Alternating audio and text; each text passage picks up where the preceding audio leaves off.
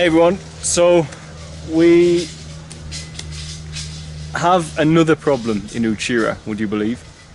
And I just want to do a video about it, but I thought I'd let you hear, as we would say in English, the news straight from the horse's mouth, because Rosie was there when this happened last night. So, Rosie, Yes. what went on last night in Uchira? Hi, I was in the tourist stand and there is one bar where two people, a man and a girl, those thieves, they came yesterday and they robbed one shop. They found someone inside and they were like other people. They have two guns. And a girl started to tell the man that he has to sit down. The man refused. He said, sleep down. The man refused. Then the girl shoot a gun in the sky twice and people were running out. Everybody in the house, in the shop, they were closing them. Everybody was running, and so the man who were sit down, they kicked him, they grabbed him to the extent of dying for sure. They beat him. Yeah, it was so sad to see. It was too bad. Then after like 5 minutes, people were surrounding them because they ran away. Those two people, thieves, they ran away. So other people in the village, they came around, just look what's happened.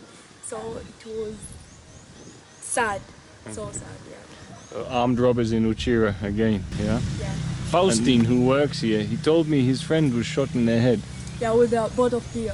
I was hit in the head Yeah, with a bottle of beer. even with pangas. They had pangas. So there was a man beaten with a bottle of beer in the machete, yeah? Yeah. They just shoot the gun in the sky twice. So, okay. Thanks, Rosie. Hey everyone. So, after last night's armed robbery, hold on, sorry. After last night's armed robbery and the fact that there's more bandits in the area, today I've had to start again spending money on security that we don't have. It's not in the budget. We didn't budget for security. I didn't plan on this. There was no armed bandits around for the last 2 years, but I don't know, since this political changes, then here we are. And of course, the witch doctor problem has reared its ugly head as well. So what I've done is I've installed these, and these are floodlights, LED ones as it says, but they work on DC, so they don't use a lot of power for the solar power system that we use. And the reason being is, you can see here, this is how much it lights up. So these are testers. I bought two as a test to see how they'll work. And there's my other alarm system anyway, the dogs have seen me. I bought two as a test to see how they'll work. And I put one there and one at the side of the children's home, because we all sat and had a talk last night after the shooting to see what we should do and what our plan of action should be. Because I told the guards, the Maasai, I said, you can't fight people with guns. And they're bravados there. And the thing is with the Maasai, unless they're instructed by the leader, the chief, however they deem it, they will fight whoever, even if they're armed. And I said, there's no point in wasting your lives. If someone comes with a gun and you see them, you shouldn't do that. So here's the other one that I put out the back, and they provide a lot of light. But here is the forest at the back of our land. So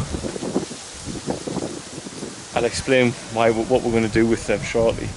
I told them you can't always fight every battle. If men have guns and you don't, you're going to lose. It's as simple as that, unless you can sneak up on them, which they can't.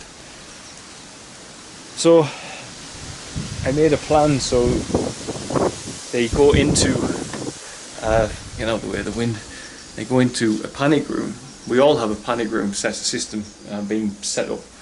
Basically, wherever we stay, we'll have reinforced doors. The guards outside will sound the alarm if anyone comes who's armed that they can't deal with, and we all lock ourselves in and hit the panic buttons for the other security to come, and the guards lock themselves in the children's home, so my goal would be to get from our house is separate from the main children's home because there's not enough space in there. But sometimes children would be with us in our house anyway, so if there's children with us, we'll just lock ourselves in. But if I can get to the children's home and lock myself in there with the children, then we will, just in case anyone got into the house. But the plan is to have panic rooms, so the guards would sound the alarm, we lock ourselves in wherever we can get to. If we get the children's home, we all lock inside the children's home, and we press the button for the security firm to come. And we wait it out, as a panic room would be. There's a famous movie called Panic Room, which is basically exactly that sort of setup. You know, if you get robbed, you hide in there. But at least with ours, we can sound the alarm and people will come. So I've had to set this in motion because the thing is, religiously speaking, religiously is not a good term, but predominantly the police with the witch doctor gangs have never ever had them with weapons, guns, I mean. They only ever come armed with machetes and stuff like this, traditional weaponry. So if the Maasai see that, they'll fight. That's what they'll do. They'll be the security. They'll still hit the button, but they'll be first line security. But if someone comes with a gun, they're going to fail. We know this. We know reality of things. Doesn't matter how tough you are. You can be a 7-foot giant made of solid muscle and the best fighter in the world, and a 10-year-old child can pull a trigger and you're done with. So we've still got two solutions depending on the threat that comes security-wise. So now the floodlights, Dominic put this in my mind. He said light is good security sometimes, Baba. And I said, you know what, he's right. Because this forest here in front of me is dense. And at night time, you can't see in there.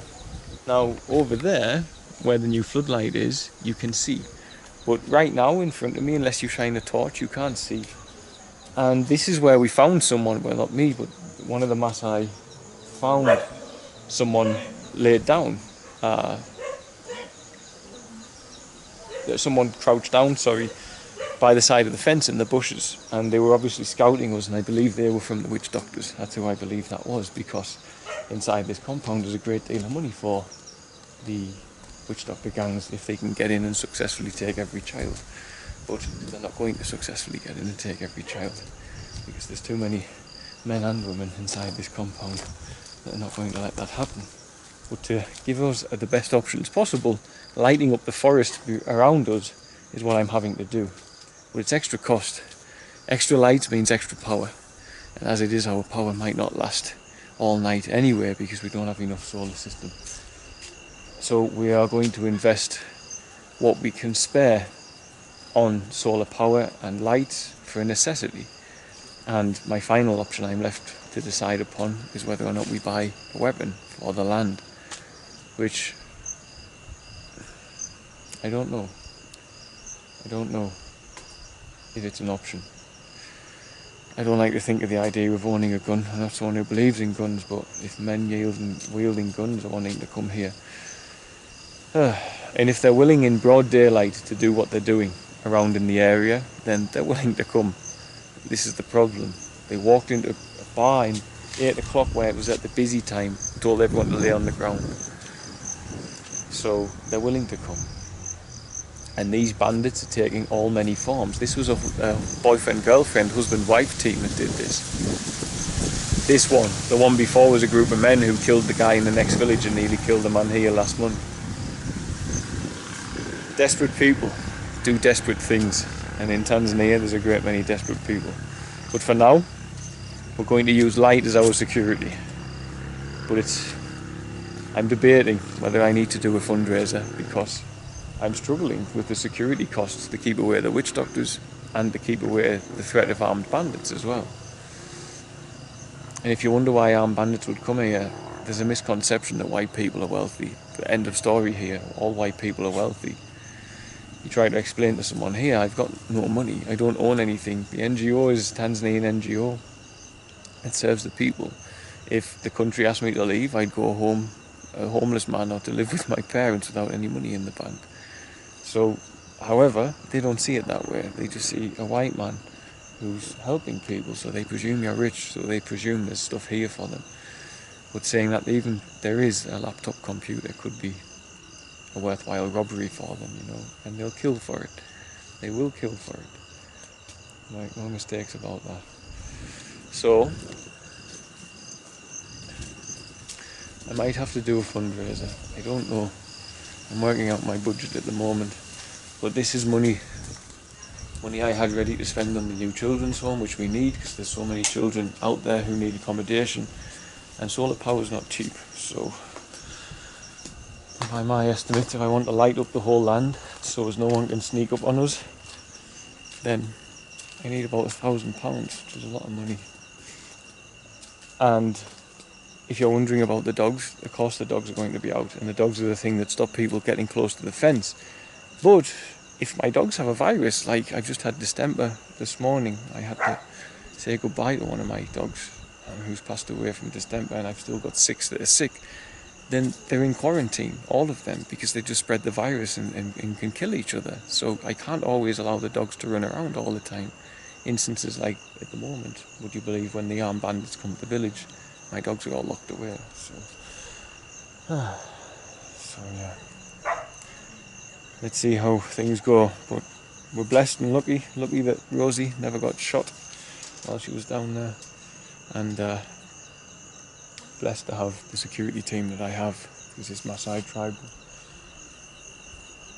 Well, they're fearless, like I say, but you can be as fearless as you want. If someone's got a gun, you've had it. So doing what we can to make things safe here at the moment, I guess, is what I'm trying to say in this video.